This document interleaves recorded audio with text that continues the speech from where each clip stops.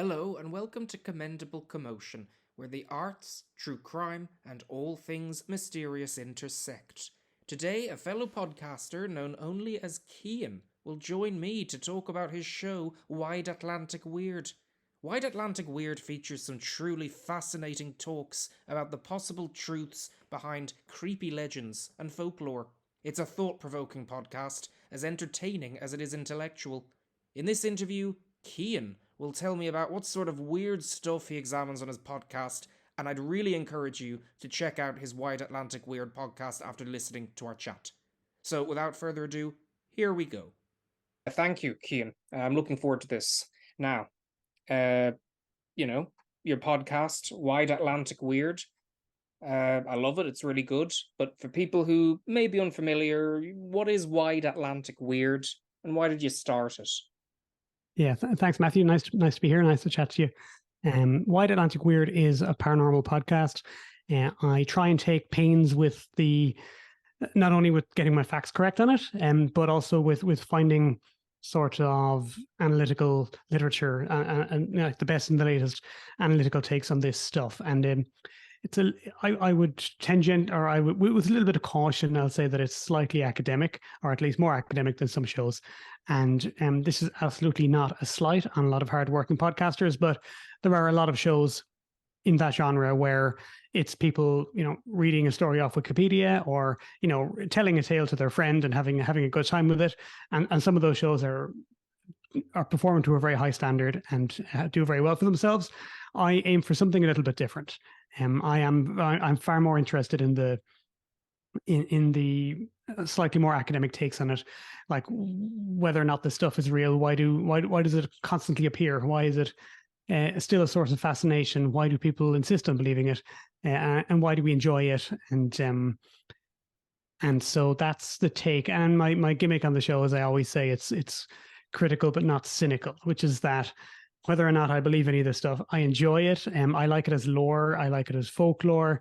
Some of it is stuff that I've grown up with, and so it lodges in a part of my brain where I can't be too harsh on it. Certainly, any stuff that was being published in the 90s when I was a kid, or republished stuff from the 70s, I have a real sweet spot for as well.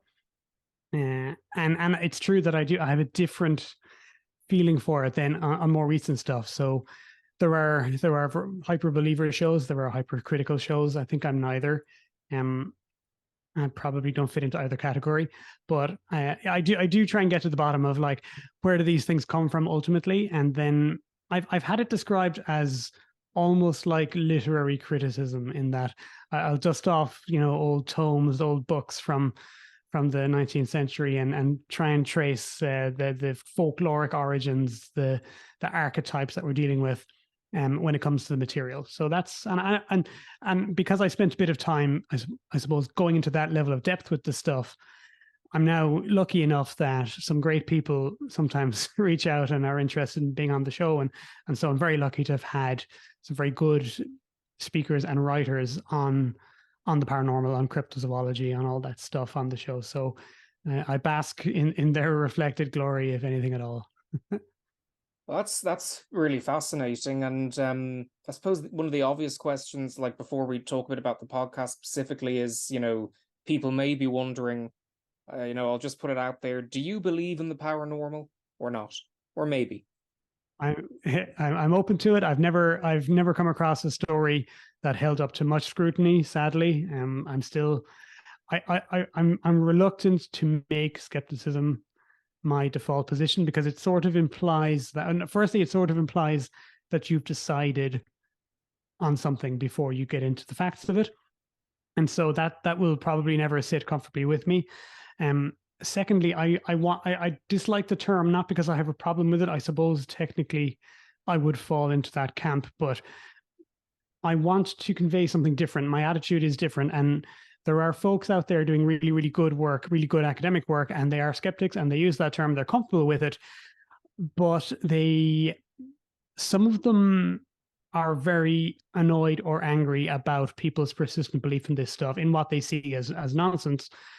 And I am coming to understand that more, and I will have more to say on that. But traditionally on the show, my attitude has been, I have to enjoy it at least. At least I have to enjoy it on the level of storytelling, on the level of myth making.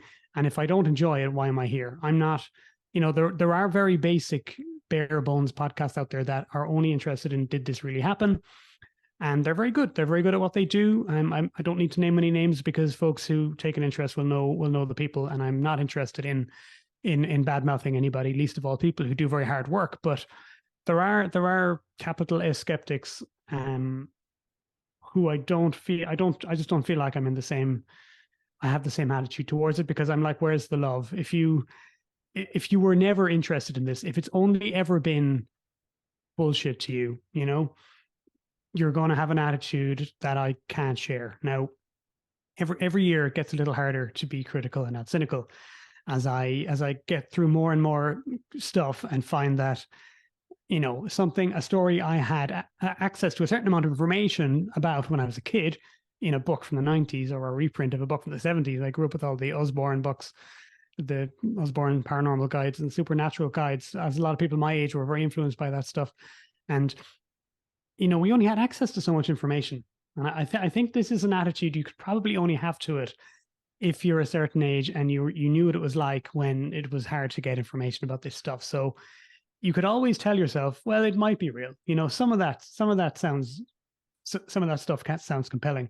It gets harder every year as we have access to better information about these cases and what really happened. And there's always extra context, which makes it sound, less convincing. I've just realized there's a weird spooky doll behind me in the video feed. Oh, that thing, yeah.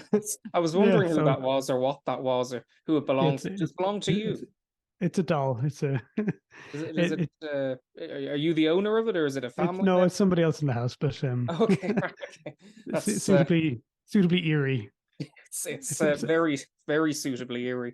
Not part of a ceremony, I promise.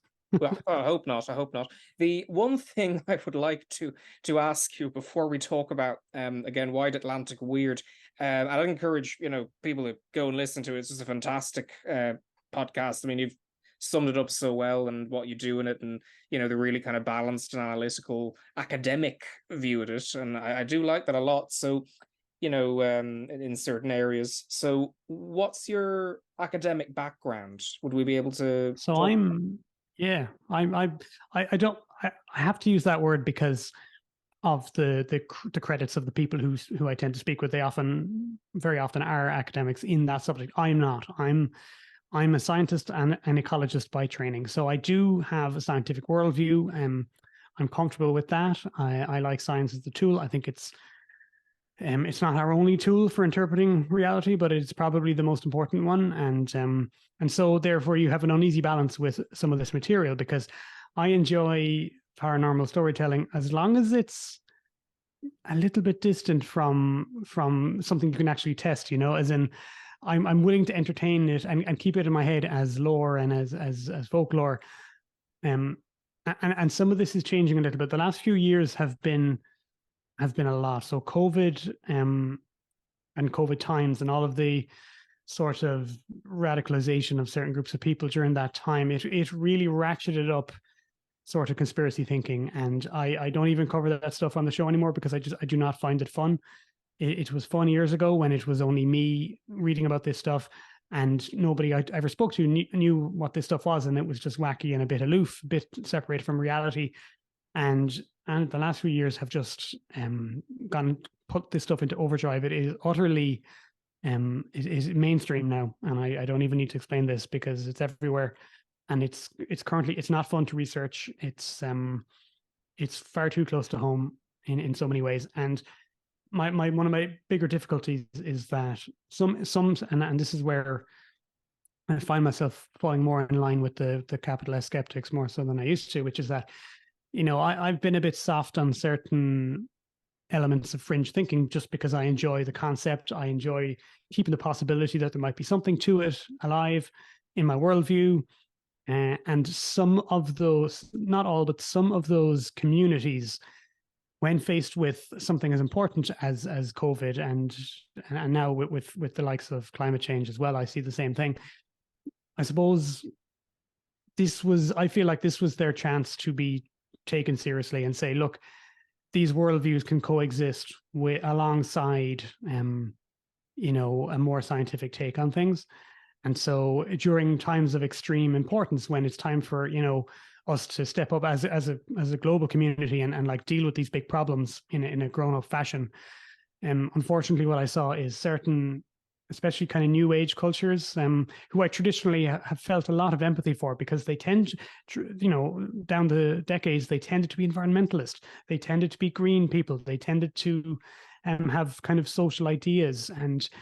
And over the last few years, they have been pipelined extremely quickly, and with, in some cases, with very little provocation, into some very dark places. And I suppose this makes me sound naive, because people more experienced in commenting on this material, on these communities, from a skeptical point of view, will have said to me, Cian, what did you expect, right? These people have always rejected reality, and they have set themselves up against science and rationality, and have done for decades.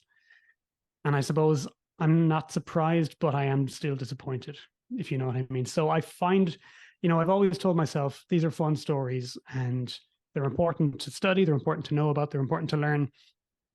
It becomes increasingly more difficult for me to separate this stuff, which I still enjoy, from the real life damage that some of it is now creating. And so, in for a penny, in for a pound. If you believe one odd thing, research shows that you're going to buy in a whole lot more odd things.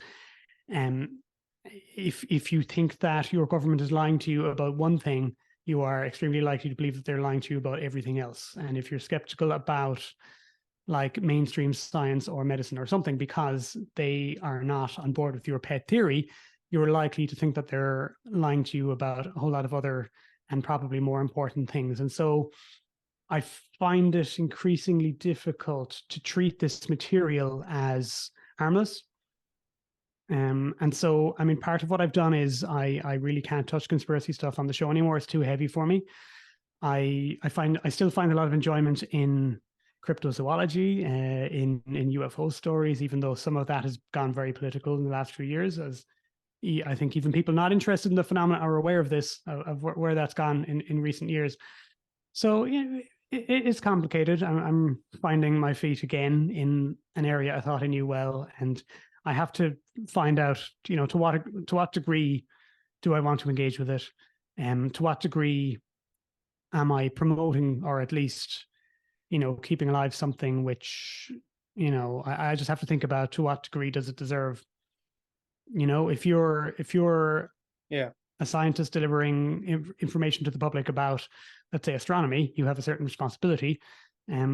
Yes, multiple views ought to be presented, but like a flat earth person has not earned the right to be on a 50-50 level with you, if you know what I mean. And so how many times do we have to have the same debates? You know, how many times do we have to be open-minded, quote unquote, with something for which we know is junk and has gotten to the point where it's now trying to butt into the conversation in ways which are, I think,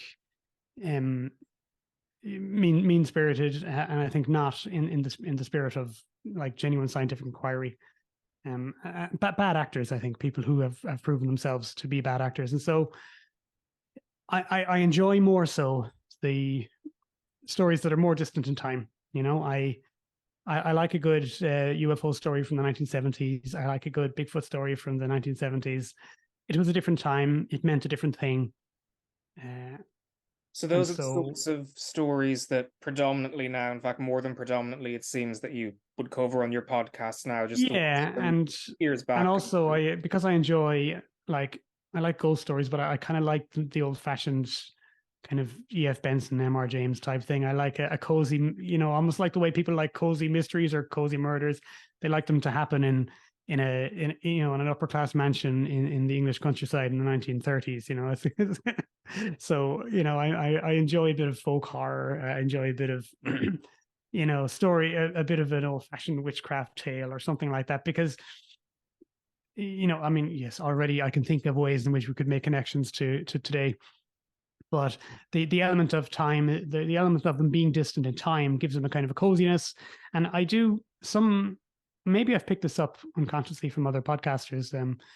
there are very good podcasters on the topic who have made this very clear that they only deal with stuff that's comfortably distant. And partly it's because nowadays everybody's active online. And so if you're, talking about a story with, if we're talking about a really goofy Little Green Men story, we need to be able to be a bit silly with it. We need to be able to point out, where somebody probably is fudging the truth a little bit. And so if these people are still alive and still around and active online, they find, like, they'll hunt you down, and you can't be too polite. There's no way you're going to piss somebody off. And the most thorough criticism I ever had was from, and I didn't even know these people still existed, but the British Israelists movement, which I did an episode on long ago, which is this group of fringe people from Victorian times who, through a very convoluted kind of a misreading of history, convinced themselves that the Anglo-Saxon British people were the real Jewish people from the Bible, and that those masquerading as Jewish people are obviously some kind of imposter. And they back this up with this weird story about and there is precedent for all this. Some of it comes from genuine medieval mythology, that characters from the Bible and from ancient Egypt came to Ireland and buried secrets at the Hill of Tara. And there's this amazing story from the early 20th century when the British Israelists were trying to dig up the Hill of Tara, and they were mostly like Anglo-Irish kind of upper class landowning establishment in Ireland, and they were standing against them was a crowd of Irish revolutionaries singing "A Nation Once Again" at this ceremony that was originally supposed to be, I believe, in honor of the king's birthday or something like this, but it was hijacked by these nationalists who were trying to stop the British Israelists from destroying this archaeological site for completely daft reasons. But they're still around. One of them found me online and gave me a blow-by-blow account of why I was wrong and why the Hill of Tara actually contained proof that British people are actually Israelites. So there's nothing that's too wacky that people aren't. I mean, look at the emergence of flat Earth. Who would have thought? It's almost a joke in that. Do you remember there was that documentary that came out about 3 years ago, Behind the Curve? And it follows this fellow who was like one of the predominant flat Earth promoters online at the time. I can't remember. Sargent? I don't know. I've never seen it. What's it called? Behind the Curve. Behind the Curve, yeah. But he basically says that he just wanted something to be his gimmick, to be his thing. And he looked at his shelf and just chose, like, what's the wackiest conspiracy theory that nobody is taking seriously, and I'm going to just go 100% into that. So he chose it because it was so stupid. Yeah. And lo and behold, people started to take it seriously.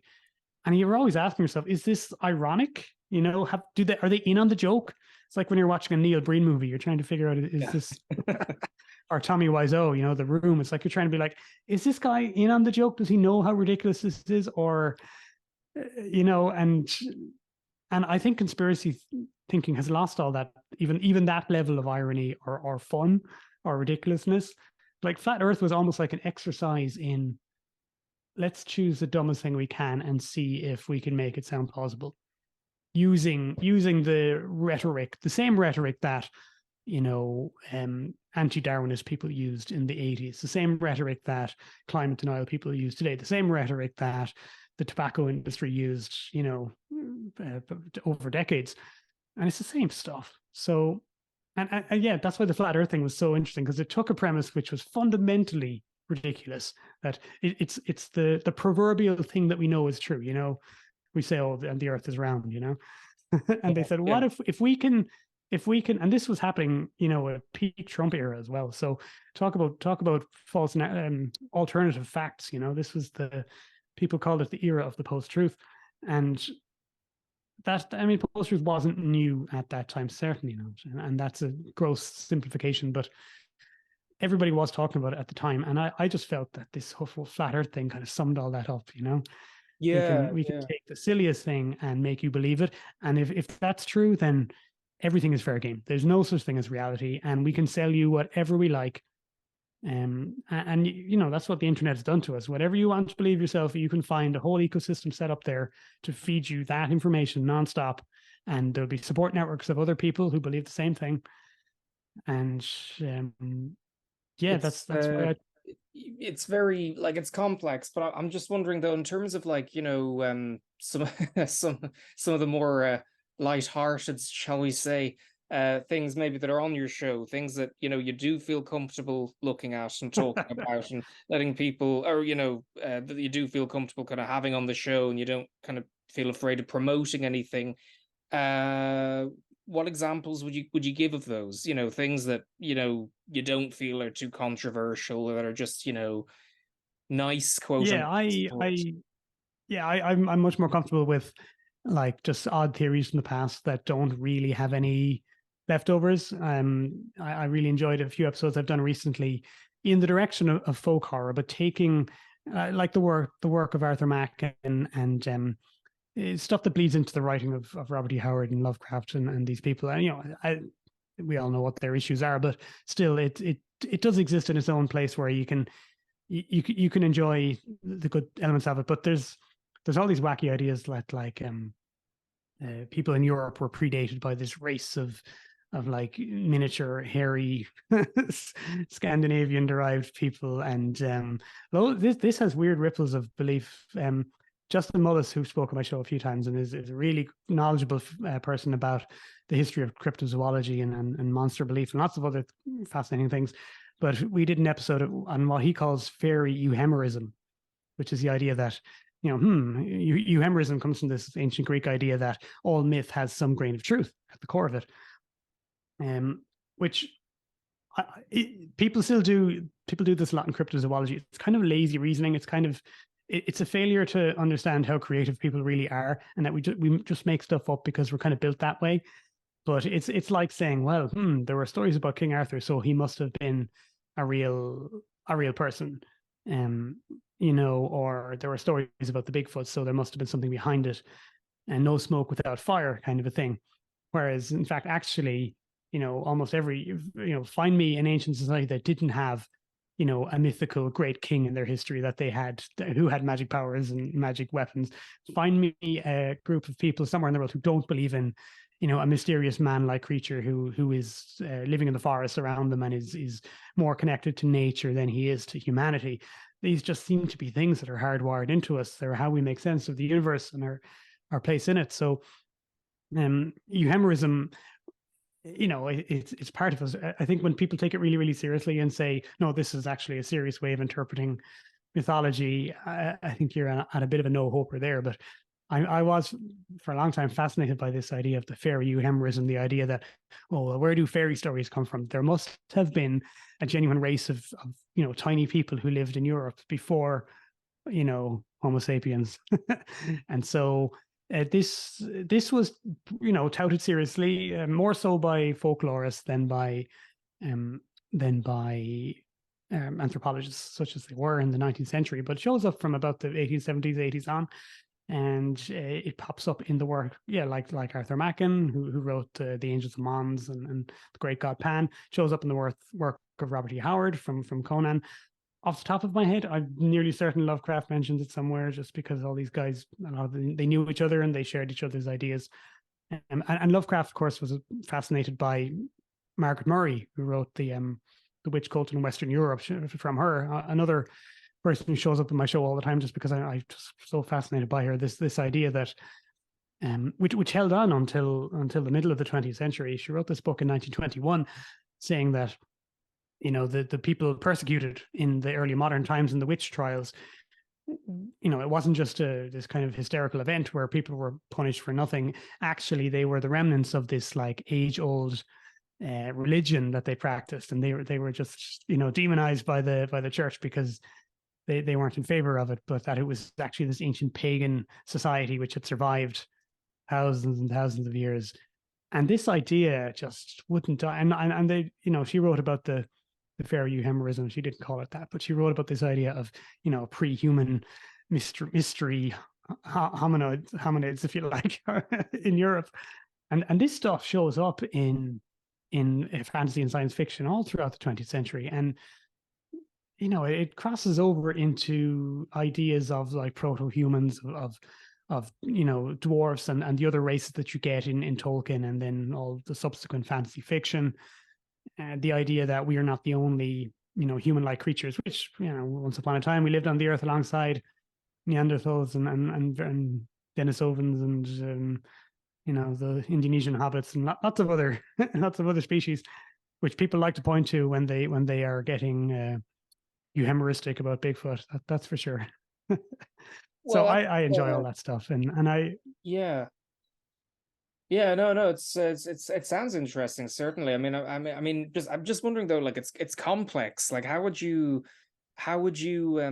explain this to say a crowd of, I don't know, a crowd of kids or something who are just thinking, oh, spooky stories, or for instance, those of I don't know, people who would be just into reading the Wikipedia page and then just going off and doing another episode because I know what you mean. I like how you put something original on it and you dive deep, as it were, and you come at it from a folklore perspective. I love that. So I'm just wondering, how would you explain these things? Is it possible to explain some of the stuff you talk about in the manner in which you talk to them? Like, the I fairies. think people don't always people with a cursory knowledge of it. I think they don't understand that these things have a history that can be traced. I remember being surprised at finding out, like, hold on, this, like, Bigfoot didn't really exist in the form that we know him before the mid-50s, for example. Yeah. And I find it really interesting to go back before that and see, well, what were the elements that made this up? The Loch Ness monster categorically did not exist before 1933, right? So there's an origin to it, and there's a lore. The people who built the story that we all think it's this culture, it's an archetype. It's like, the way there are some figures who were just in the public imagination, Sherlock Holmes, James Bond, Yeah. Godzilla, Frankenstein. Everybody knows these characters, and they're available to all of us. And some people, some real people from history join this, like Einstein or Picasso or whatever. It's like, if you want to say someone is a monster, you say they're like Frankenstein. If you want to say someone's a genius, you say, oh, they're like Leonardo da Vinci. They're just these canonical characters that everybody knows and has a shorthand. They become a shorthand for other things because writers and TV use them all the time. But they have an origin, and you can find out where they came from. And, even if you don't know the details, like, let's say when everyone thinks of Bigfoot, they think of that one image of that one silhouette of Bigfoot walking in mid-stride. And that comes from, I can't remember, frame 256 or whatever of, like, what's called the Patterson-Gimlin film, which was a film taken by two guys in California in 1967. And it's a really interesting story because these two guys were out there purposefully looking for Bigfoot and actually intending to film a short documentary about what was up to that point, what was part of the Bigfoot mythos. And wouldn't you know, they had this encounter supposedly and got this footage. And so it's like suddenly it goes from this vague thing that you're like, oh yeah, Bigfoot, like everyone's heard of it. And as far you I think ordinary people probably think, oh, that's probably centuries old and it probably comes from old campfire tales. But no, it's a very 20th century invention, and it has a beginning, and the beginning can be traced. And yes, there are precursors, and those are interesting, and I talk about them. And there are strains of belief and strains of media hype that predate Bigfoot that fed into it. There's a guy in the 1920s up in the northwest of Canada called J.W. Burns, and he writes a book or a series of articles called like Hairy Giants in the Pacific Northwest or something. And it's stories that he's heard from a local native tribe where he's a government representative working on their land or something. And he spends years collecting these kind of folkloric stories. And he writes the stories have, this is a clear precursor to Bigfoot. They're talking about these kind of hairy giants that live in the forest, but they're more like humans in contemporary Bigfoot lore. So they're not quite what we expect, and they have a little bit of mystical touch to them, and some of them like speak human languages, and they're a little bit like the puka in Irish folklore. They're a little bit like various folk demons that show up in lots of different societies, and you're like, so this, like, a Bigfoot believer today will flatten this history and say, oh, the history of Bigfoot goes back hundreds of years from the native stories, and it's like, not really, because when you look into them, they have some elements which obviously fed into what we now have as an archetype, but they had other elements that absolutely didn't, and we've taken those out. And the people kind of initially popularizing the modern Sasquatch in the 1950s were coming at it from a kind of a scientific or zoological point of view. And so they weren't interested in the more folkloric mystical things. They didn't like the bits where Bigfoot could talk to people or could talk to the birds, or they didn't like the bits where like the Yeti has his feet on backwards, or where the female Yetis have breasts that like smack them in the face, because those are like goofy folkloric things. And they wanted these creatures to be taken seriously in a zoological mold. And I've heard it said that this, even the term cryptozoology, it comes from a time when there was a high regard for science. And so in order for them to take these ideas and utilize them in culture, they kind of sciencified it. They were like, oh, we're going to make this into a serious study. And some of those guys were serious, for a while at least. Some of them definitely did go off the deep end. And there's some of them I think you could never have to. If you look at Ivan T. Sanderson, was a Scottish writer who was one of the two guys probably credited with starting the whole thing. And I think the word cryptozoology is probably traced to him, if not Bernard Heuvelmann's account. There's arguments about this, but he was always in it for, I think, a bit of publicity, and even his early stories were like that. But his early work is relatively, I think he means it. I think he believes it. I think he means it. I don't think there's any hoaxing going on. And he is trying to make this utterly scientific with the detail he has available to him at the time in the 50s. So, these guys were serious enough. What do you think some of of them, when their careers went on and the evidence never... Oh, sorry, go ahead. I was just wondering, what do you think of John Key?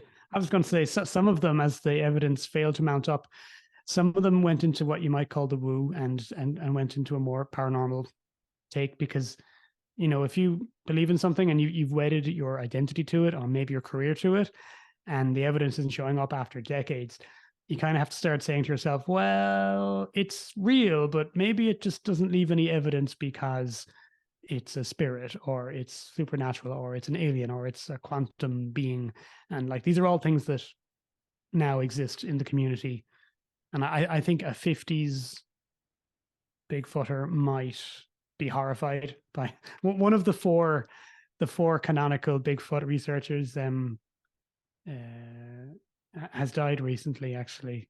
I'm just going to do a quick Peter Byrne, excuse me. I just could not think of that for a moment. And Peter Byrne was Irish. He had an incredible life. He lived a kind of a 20th century, mid 20th century sort of colonial gentleman adventure life of I think maybe the very last time when that was possible.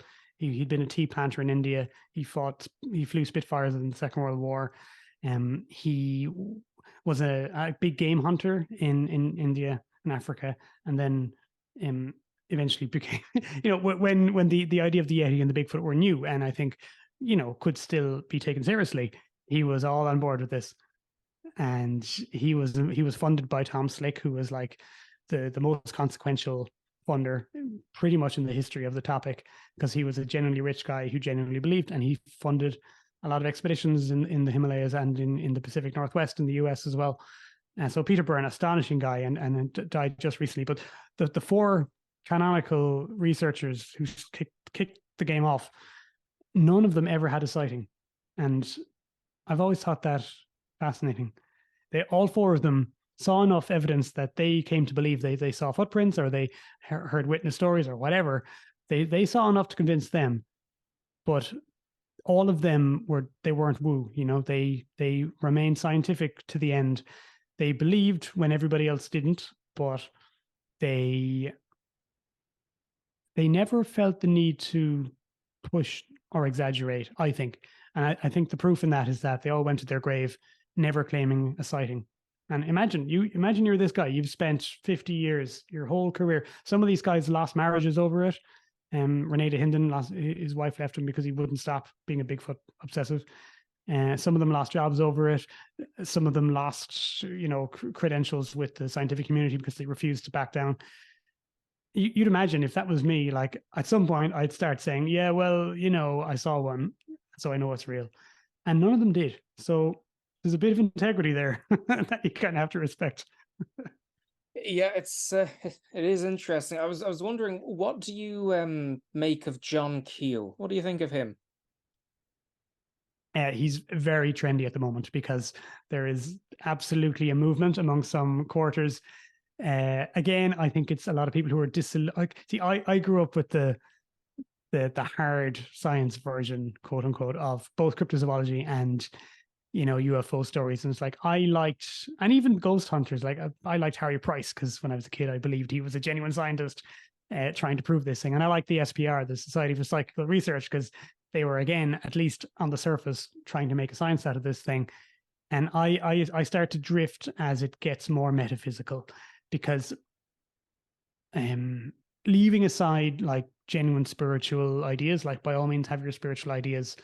I'm not really placed to comment on them, and I tend not to. But I find it really, really hard not to see that kind of thing as a cop out. So John Keel had a metaphysical take on all of these phenomena. So he wrote many books, but he's most famous for the Mothman prophecies in the late 70s, I think. It Yeah. was about 10 years after the actual Mothman encounters at Point Pleasant. And his take on it is like, so he talks about going to Point Pleasant and the Mothman sightings are happening, and there's also UFOs, and there's Men in Black, and there's kind of conspiracy stuff happening. He's getting these weird phone calls. It seems like people know that he's going places before he gets there, like someone's out to get him. But he comes up with this concept of the ultra terrestrials, which is like all encompassing. It's like all weird stuff can fit into this umbrella. And that's very convenient, John Keel, because it allows you to talk about whatever you like and say that it's all relevant. And because it's metaphysical and not physical, there's no proof. And so he writes all these books, espousing on, like, he collected piles of data and tried to prove, like, what can we prove about these things? And he came up with stuff like, well, psychic phenomena most often happens on a Tuesday, at 4 o'clock or something. And that's what you get when you crunch piles of data, but your data itself is rubbish, garbage in, garbage out, as scientists tend to say with data. You can perform all sorts of clever manipulations on your data, but if it's junk, so he never stopped to think, well, I don't know if he believed everything he said, right? Nobody does. And he was a trickster character for sure. And he was a newspaper man at heart, and he sold books.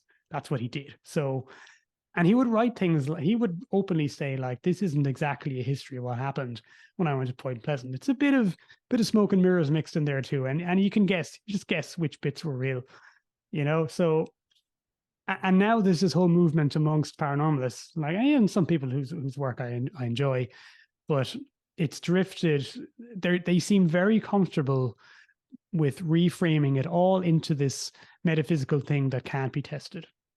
And they see a lot into stuff that appears to me as being pretty unexciting coincidences. You're like, oh, I just read this researcher's name in a book, and I was just thinking about him. The universe is trying to tell me something. And it's like, it's kind of a low bar, mate. Like, give me these 70s researchers who believe that, the creatures are real, and you can just go and find them in a cave somewhere. That's where my heart is. Yeah. So, I'm happy for people to have their metaphysical take. Go and enjoy it. But I don't see how you'll ever convince another person who is, evidence orientated. How could you? You've deliberately sidestepped from that, so that you get to keep playing your game without having to play by the rules of materialism, really. And hey, maybe it is a spiritual thing. That's fine. But like, science, if so, science doesn't really have anything to say about it, and neither do I. So you don't think science and religion? Do you think science and religion can coexist in any context? Oh, they have to, but like, you come to them for different things. Science has Yeah. nothing to say about. Science can tell you how to build a bomb, but it can't tell you not to use it. It can tell you to build airplanes, but it can't tell you how to, live more simply, or not trash the planet with your airplane. That's so Yeah. you need a worldview. You need a philosophy, and that has to come from somewhere. So You need them both. They're just tools for different things, eh? Yeah, I mean, sometimes the spiritual perspective, I don't know. I mean, what do you think? I mean, do you think sometimes that's useful for sort of telling stories and for conveying story? I mean, I don't know, maybe on Yeah, your podcast, does that ever pop into your head and think, oh, or maybe just are you more scientific, obviously, maybe a more scientifically inclined person where, it's the way that your brain goes kind of with these things. probably is. Yeah, I think Yeah, I enjoy the harder edged. It's, for example, cryptozoology, because I think it comes from a tradition of adventure stories yeah. from the colonial era, the 19th century, the early 20th century. I think it comes out of, fundamentally, it comes out of hunters' yarns and what do they call those old books? The Boy Scout adventure books, or Oh, yeah, yeah. adventure stories for boys. It comes out of that tradition. It comes from H.G. Wells and Jules Verne. It comes from H. Rider Haggard. It comes from Edgar Rice Burroughs. It comes from fantasy and science fiction, and people have decided they enjoy this so much that they kind of want to turn it into a lived experience. And if you look at how cryptozoologists dress, always always the khaki, the leather, and the brimmed hat, and they are, whether they know this or not, and some of them definitely know this, because they will name the names. But I think some of it has just come down to the younger people subconsciously. It comes from Indiana Jones, and Indiana Jones comes from H. Rider Haggard and King Solomon's Mines. And it's essentially, it's the Victorian idea that the world is still vast and has amazing unexplored things. And if you can just get there, if you can get out there and find these places, then you will discover a mountain, you will discover a lost race, you will discover a creature no one's ever seen. And I think that's something that's always been with us. And Do I you ever wonder, travel for your research, for your podcast? Do you ever go traveling anywhere to, look at a particular archive or, interview particular people? yeah, You so ever I'm travel? not an academic, and I'm not somebody who goes to archives necessarily, though some of my guests would absolutely do that. I travel less than I used to. As a younger fellow, had more stomach for long plane flights, and I've been lucky enough to see some great places, some remote places, and some exotic places. And these days now, I'm happy enough to keep it to the British Isles. So I did a Loch Ness trip recently. I've traveled to Rendlesham Forest, particularly to see the sites of the Rendlesham UFO encounter. I've been to what's left of Borley Rectory in Suffolk. I've been to the Bull in Long Preston. So the occasional UFO hotspot, the occasional haunted house. I've been to, more close to home, I've been to the Hellfire Club in Dublin, and I enjoy a good stone circle. If there's a if there's a megalithic monument somewhere with a bit of mystery around it, I'll enjoy that too. And more often than not, if you go to those places, you'll see evidence that people are still using them. Like, there's almost always, like, contemporary pagan groups are using those places, and they'll always leave something behind. You'll find some little artifact that shows, these places still have a pull and a power, a spiritual power for people. The Hellfire Club is, if you just go around the corner from where I live, you can see the Hellfire Club in the distance atop a mountain. I don't live in the mountains, but you can see it from the distance. Yeah, It's a it's very, astonishingly close. It's yeah. astonishingly close to the city, isn't it? Oh, And it's, yeah, that not yeah. a tremendously exotic place if you're in Dublin, but I was in Cork at the time, and so it's a long enough way to go.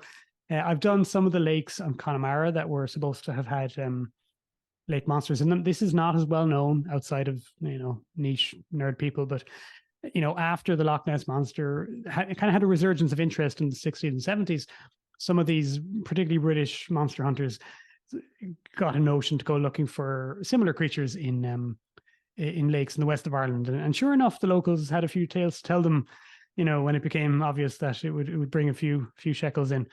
And so they did. They did probably a bit of euhemerism, and they would take folkloric tales about the Doraku or the Selkie or whatever, these kind of Celtic with creatures which are ephemeral spirit-like things, and they would say, oh well, maybe that actually means there's a physical creature. And so off they went to, many of them were disappointed. Actually, one Canadian group came all the way from Canada and I think they went to like Lochfad or Loch Nahoon or one of these places in Connemara, and were horrified at like having heard that there were monster stories there, and they were horrified at how small it was. They were like, "Oh, it's only the size of like half the size of a football pitch," you know. You mentioned some groups using some places still. Do you know about any groups using the Hellfire Club for anything these days, or is it just a nice sort of tourist place where, people can go up the mountain and see the view of Dublin City? Or, did you ever hear anything creepy happening there in recent years? I mean, I don't know. I'm a bit out of the loop. I haven't read about it in a while. Have you heard anything? It's kind of, it's not a fun story because it was about an actual, so somebody was actually attacked in that Oh, area. Now that's more in the lines of this. God, this must have been 5 or 6 years ago. It's surprisingly remote for being so close to the city. So if you were caught up there on your own in the dark and somebody was following you around, yeah, that would be a little bit uncomfortable. Um, it's a little bit, it's almost hackneyed, it's overdone, and it's so easy to access.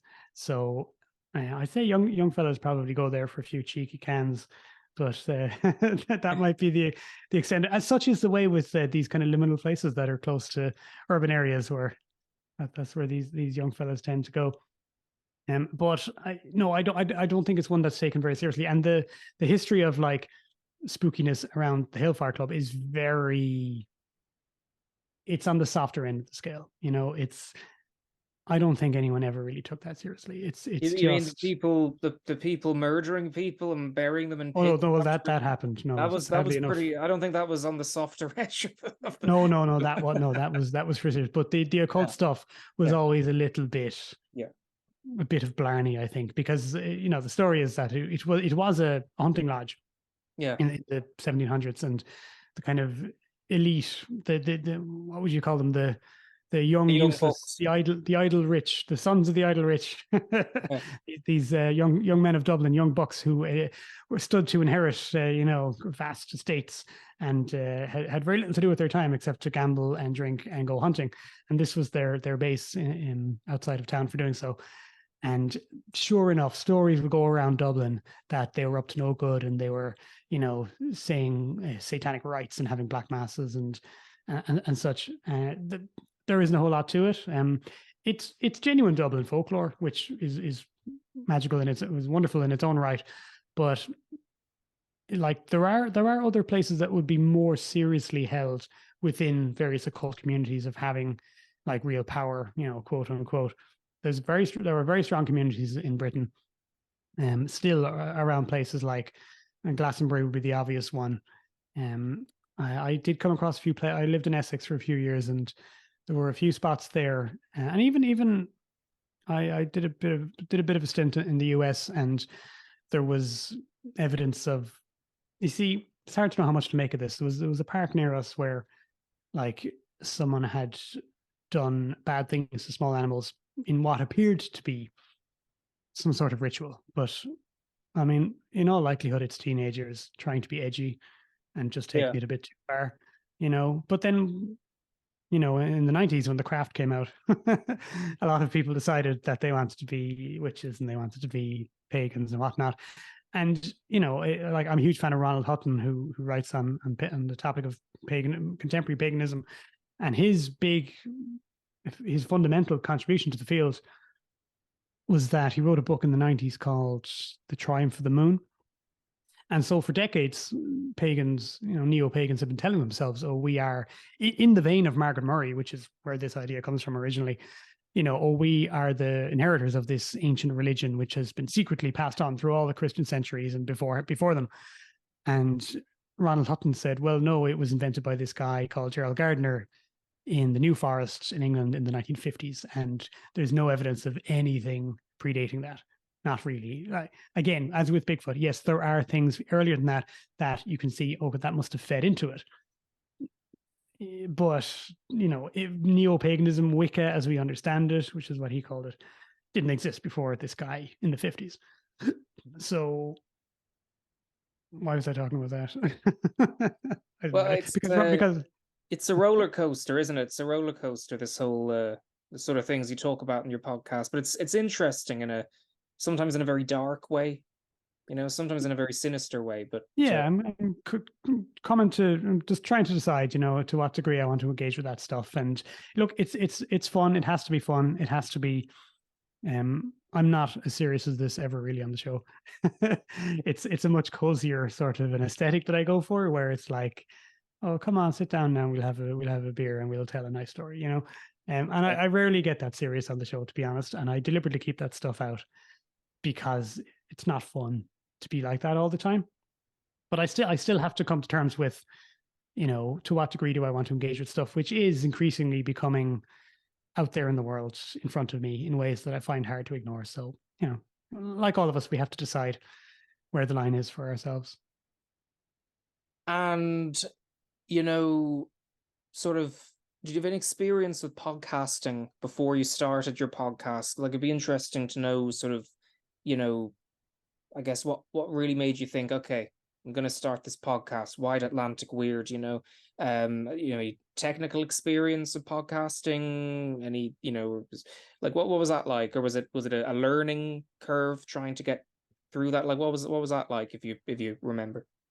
I had a show called Strange Ireland before this one, and I focused just on Irish stories. And in those days, I wasn't able to just talk off the cuff. I was so scared of it, so I scripted everything. And I used to listen to. I loved Hypnagoria. Jim Moon is a great podcaster, and Jim Moon speaks in a very calm, welcoming voice, and it's very good for these kind of old-fashioned ghost stories, which is something he does very well. And um, he see, when you listen to a podcast, you're hearing the finished product. You don't hear the stuff that gets edited out. You don't hear the mistakes. You don't hear the fluffs. And so I just presumed that this was scripted because some shows are scripted. Do you remember when Lore was very popular?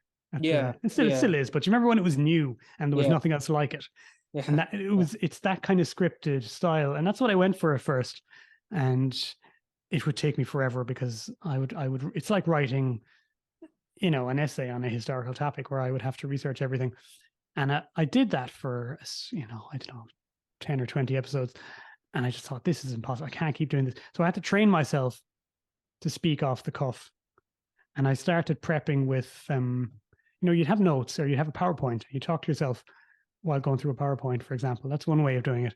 And years later, I found out that this that Jim Moon doesn't script his podcast. That's just the way he talks. I couldn't believe it. I was like, wow, you actually, this is you straight off the dome. Now, no doubt there's a lot of editing, but someone who's been doing it for a long time, it does get easier.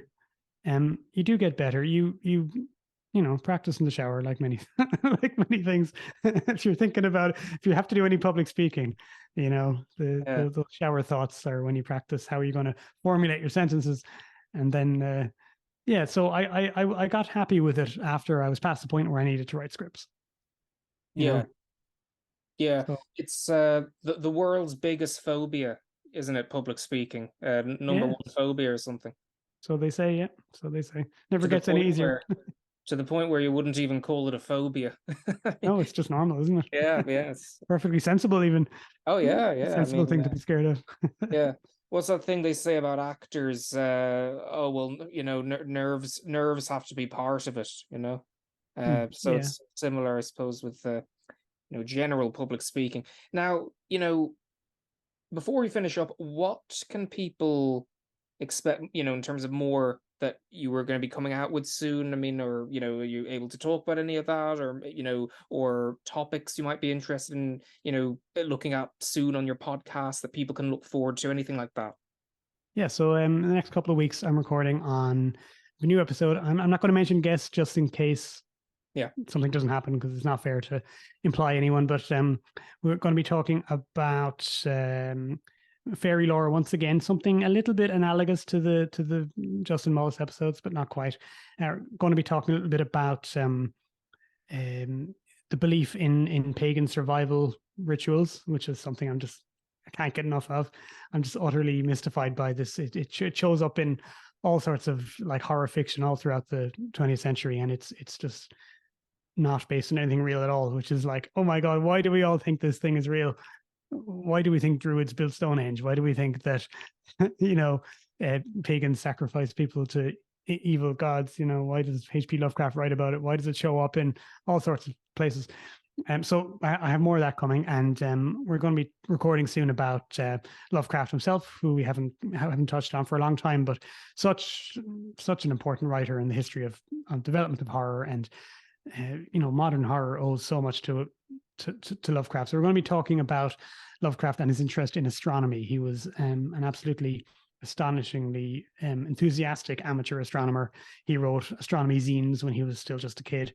And the fact that he intended to study in his local university and never made it had kind of haunted him for the rest of his life. So, and while someone cursorily familiar with his writing would say, well, there's not a tremendous amount of astronomy in his work. He didn't write a lot of out and out science fiction. You'll be surprised. I think you'll be surprised how his interest fits into a decent enough range of what he wrote. So those are a couple of topics we have coming up. Wonderful. Yeah, H.P. Lovecraft, he's such an influence, isn't he? And I know it's often problematic when you go back and read books and stories from that era, at times. But it's interesting just when you see those, when you read those stories. Certainly, have you seen any of the film adaptations of H.P. Lovecraft, of any of his works? Yeah, I'm trying to think now if there's one that I'd recommend. There are a few straight ones. The usual one that people recommend is Reanimator, the Herbert West Reanimator, the one with Jeffrey Combs. And it's good fun. I'm going to sidestep and say I'm going to actually recommend there's a film version of From Beyond, which I think actually has Jeffrey Combs as well. I really, really enjoyed that one. You don't hear it recommended nearly as often as you hear people telling you to go and watch Reanimator. So go check that one out, From Beyond. It's a nice 80s kind of gory body horror type thing. It's about 1/3 Lovecraft, 2/3 I don't know, Herschel Gordon Lewis or something like that. But my eyes might be deceiving me, but do you have the little what's it called, the collection of his stories there on your shelf, the little black? Oh yeah, that's the Goliath's leather fake leather copy. The I'd recognize that anywhere. It's a beautiful book. It really is. It's plenty of stories that he wrote, that guy, and very influential in all sorts of media, video games, music, and books, obviously, film, so many things. It's really wonderful. But it's been so interesting talking to you, Cian. I really appreciate it, and I'm very much looking forward to more from your podcast, Wide Atlantic Weird. So thank you very much. And where are you? Is it dark where you are, or is it you some? Yeah, I'm in. Yes, I'm in. Yeah, it is dark. Oh, okay. It's well then I'll say have a good night as opposed to have a good day. Absolutely. Good night to you, Matthew. Thank you. That was fun.